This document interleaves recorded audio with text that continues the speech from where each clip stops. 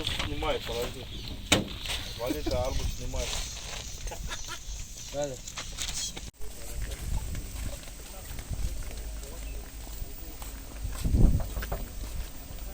Выходи.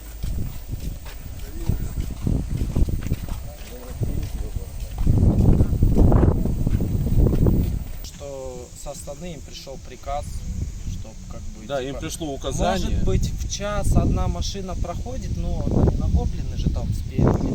Вот, ну чтоб ее досматривали, там 4 часа ее досматривают, 6 часов, прям полностью все переворачивают, я не знаю, к чему это все как бы.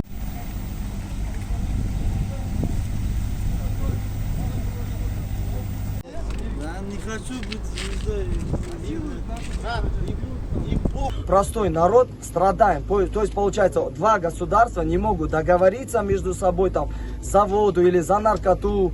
Они не могут договориться и просто манипулируют нашими интересами. То есть мы должны здесь стоять, тем самым звать вот так вот телевидение, говорить это все, чтобы нас услышало.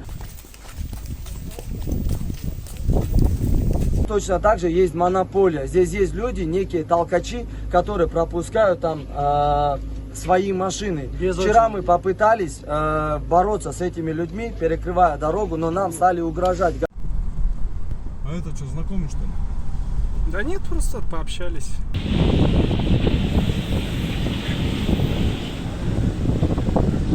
Но там на высшем уровне вы разбираетесь там. Люди просто так. Вот, вы там разбираетесь там по своему уровню, но простые люди с этого страдать не должны.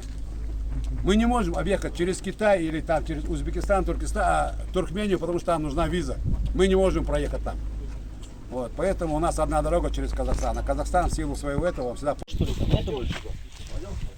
Что, все? Пойдем? В атаку мимидонцы. Яси!